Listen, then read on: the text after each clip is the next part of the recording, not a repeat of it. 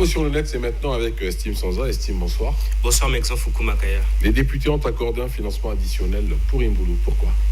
C'est pour la construction d'un réseau de transport d'énergie associé à cette centrale hydroélectrique. Rappelons que ce barrage, qui a une puissance de 120 MW, se situe à la limite entre le département des Plateaux et celui du Poul, à environ 220 km au nord-est de Brazzaville. Les travaux annoncés vont à terme permettre une meilleure distribution de l'électricité produite par cette centrale inaugurée en 2011. Et du côté des réseaux sociaux, les avis suscités par cet article sont nombreux. Il y a par exemple un premier commentaire de Guillaume qui estime que c'est une bonne nouvelle et visiblement il a longtemps attendu cette annonce, alors que Fédé est sceptique quant aux véritables enjeux de ce projet, car cet internet a prédit qu'il y aura des cas de corruption et de détournement de fonds. Est-ce à tort ou à raison? L'avenir nous le dira sans doute. Pour Crépin, ce projet est un barreau d'honneur d'après cet internaute. Le barrage d'Imboulou est un véritable échec et qu'à sa place, l'État aurait dû construire celui de Sunda. Il a même ajouté que la puissance d'Imboulou donne l'impression que ce barrage a été construit non pas sur une rivière, mais sur un lac. Une chose est sûre, cet internaute a le sens de la formule.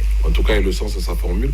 Peut-on dire d'ici là que finalement, les coupures d'électricité ne seront plus qu'un mauvais souvenir pour les Congolais? L'exemple, c'est ce que les Congolais espèrent. Mieux, je dirais même que c'est ce que les Congolais souhaitent. Mais bon, en 2011, déjà, après la mise en service de la centrale d'Imboulou, les gens espéraient qu'on ne devait plus avoir de problème d'électricité. Mais la réalité aujourd'hui est connue de tous. Mais bon, heureusement qu'il y a de bonnes perspectives, comme la construction du réseau de transport d'énergie que je venais d'évoquer, et aussi la future construction du barrage de Sunda qui pourrait être exécutée par la China Railways 20, qui est une société chinoise.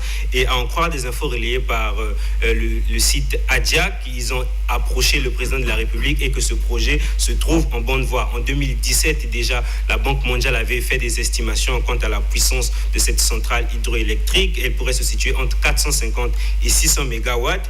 Mais il y a de quoi quand même être un peu sceptique, parce que depuis les années 50, il y a eu plusieurs projets de construction de ce barrage, mais aucun n'a vu le jour. On espère que cette fois, c'est la bonne.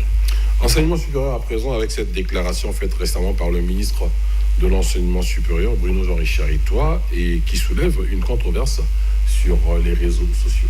En effet, le ministre Jean-Bruno Richard Itoa, je vais y arriver, a indiqué le 5 avril à Pointe-Noire que les diplômes des établissements qui ont un statut provisoire n'étaient pas reconnus par l'État. À cette occasion, il a promis prendre des mesures drastiques, car il a jugé intolérable qu'un établissement soit sous régime provisoire pendant plus de 3 ans. Un recensement sera même bientôt effectué, et à l'issue de ce recensement, les établissements n'ayant pas les autorisations de création seront fermés, tandis que ceux qui ont l'autorisation d'exercer doivent se conformer au texte en vigueur dans l'immédiat. Sur Facebook, les propos du ministre ont fait réagir plus d'un internaute, comme Iverson Horus, qui a estimé qu'il y a un paradoxe autour de la déclaration du ministre Bruno Itoa. Pour cet abonné de la page de Vox, l'État doit reconnaître ses diplômes au même titre que le BPC et le bac obtenus dans les écoles privées. C'est ce que voudrait la logique. Il a poursuivi en ajoutant que pour prévenir ce scénario chaotique, les autorités auraient dû ne pas accorder les autorisations aux écoles qui ne remplissent pas les critères. Son avis est aussi partagé par Lewis,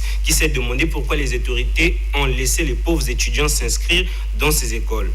Deo Shiva Vikash a tranché en écrivant « Même quand les diplômes sont reconnus, les diplômés peinent à trouver ne fût-ce qu'un stage. À quoi bon de les avoir, a-t-il lâché ?» C'est sans doute une façon pour lui de demander au gouvernement de se pencher sur la question du manque d'emploi. Mais en attendant, le Congo s'est lancé un autre challenge, celui de réussir à maîtriser le secteur informel. D'après les informations en notre possession, dans ce secteur, il y a environ 73 000 individus qui sont répartis dans 40 200 unités de production, d'après une étude publiée le 5 avril. Cette étude a aussi révélé qu'en 2017, il y a plus de 3 000 milliards de francs CFA qui ont été générés par ce secteur, mais ces fonds ne sont soumis à aucun contrôle fiscal et la majorité des emplois créés ne sont pas déclarés à la Caisse nationale de sécurité sociale. Par conséquent, le gouvernement a décidé de fortifier et modéliser les performances de ce secteur afin de définir son poids et son importance dans le produit intérieur brut du pays. Ainsi, l'État va parfaire l'analyse des données du recensement recueillies après l'étude que je venais justement de mentionner,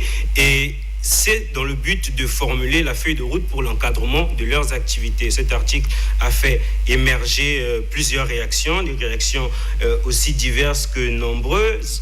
Darcy Clausel, par exemple, a jugé que la maîtrise du secteur informel ne doit pas être une priorité du gouvernement. Son avis a été contredit par Bonheur Locaux, qui est convaincu qu'il y a plus d'argent dans l'informel que dans le pétrole et que pour s'en rendre compte, il faut effectivement mettre de l'ordre dans ce secteur. Willy Hanol a également encouragé cette mesure du gouvernement qui permettra aux acteurs de l'informel de s'ériger en PME, ce qui pourrait donner accès au crédit afin de faire évoluer leurs entreprises.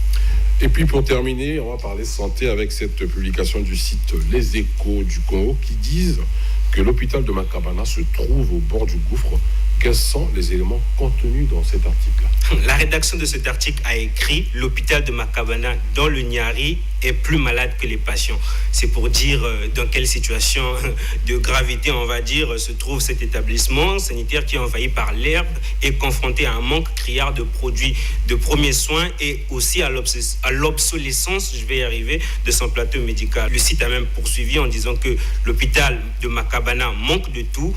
Pas de plateau technique adéquat, manque de médicaments, envahissement de la structure par l'herbe et que cet hôpital est devenu une coquille vide et comporte de dizaines de bureaux inoccupés qui n'ont pas de fourniture. Donc c'est là vraiment un portrait très très sombre qui a été dressé par le site. Et ce qui est encore plus inquiétant, c'est que cette situation ne date pas d'aujourd'hui. Nous sommes tombé sur Facebook sur une publication datant de 2013 où un internaute alertait déjà sur ce qui paraissait déjà comme une menace parce que l'herbe commençait déjà à pousser. Vous voyez, ça fait déjà 6 ans que cet hôpital est comme délaissé. Nous espérons qu'à l'issue de cette chronique, peut-être que l'État envisagera prendre des mesures. Merci beaucoup, Estime. Je rappelle qu'avec vous, c'était l'info sur le net.